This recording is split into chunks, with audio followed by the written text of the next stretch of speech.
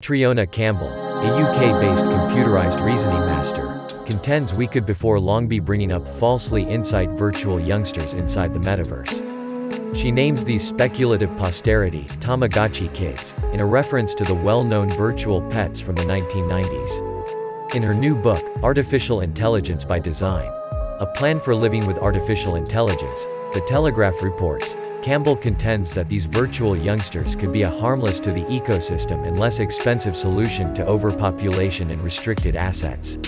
So, virtual infants could tackle a portion of the present most major problems, including overpopulation, she told The Telegraph, albeit just, she said, in the event that the peculiarity is oversaw accurately. A.O. Campbell's contention is that a developing populace is devastatingly affecting the climate. It's quite important, obviously, that a few ongoing projections foresee that the total populace will begin dropping sharply in the last part of the ongoing 100 years. That is directed to certain eyewitnesses, maybe most remarkably SpaceX CEO Elon Musk, contending that we ought to consider having more kids to keep away from a populace crunch like the one approaching over China. Furthermore, a few specialists have proposed that because of innovative advances, the ecological impression of each extra youngster will drop essentially over the long haul.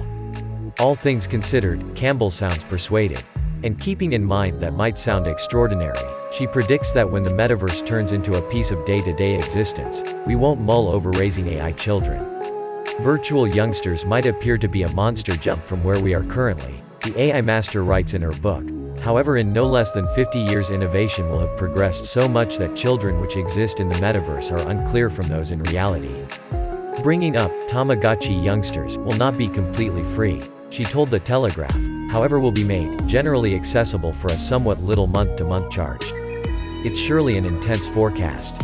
Will a maturing populace even be keen on bringing up virtual youngsters inside a computerized world?